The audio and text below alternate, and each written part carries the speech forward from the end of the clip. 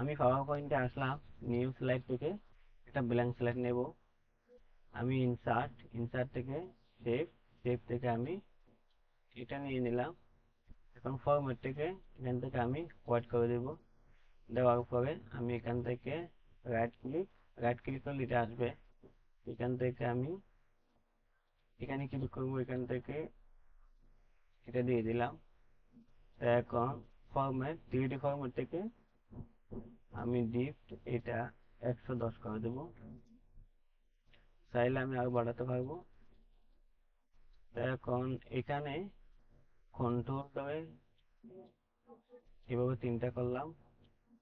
Control ধরে এটা select align থেকে আমি অ্যালাইন টপে ক্লিক করব। এখন কন্ট্রোল ধরে আমি আরো তিনটা করলাম। আমি এখান থেকে কালার চেঞ্জ করে দিলাম এইভাবে।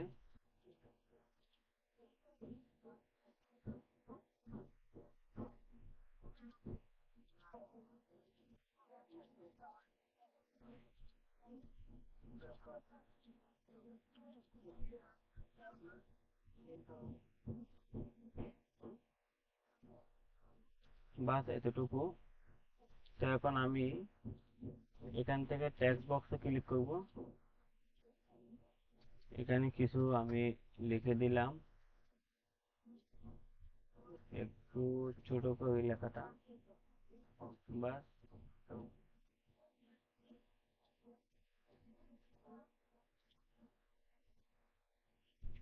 কন্ট্রোল ধরে এটাকে সব জায়গায় নিয়ে যাব।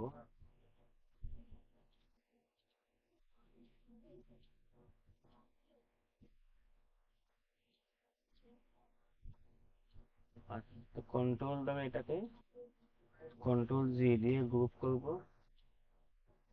কন্ট্রোল ধরে ক্লিক করে কন্ট্রোল জি দিয়ে গ্রুপ করব।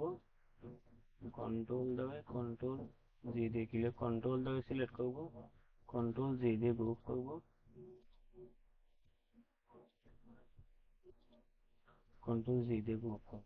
তো এখন অ্যানিমেশন আসবো। আসার পর আমি এখান থেকে এটা সিলেক্ট করে অ্যানিমেশনটা দেব। এখান থেকে আমি প্রিভিউটা দেখব। বাস এখন এটা সিলেক্ট করে অ্যানিমেশন ফিল্টার থেকে এটা, আবার অ্যানিমেশন ফিল্টার থেকে এটা, অ্যানিমেশন ফিল্টার থেকে এটা। বাস আমি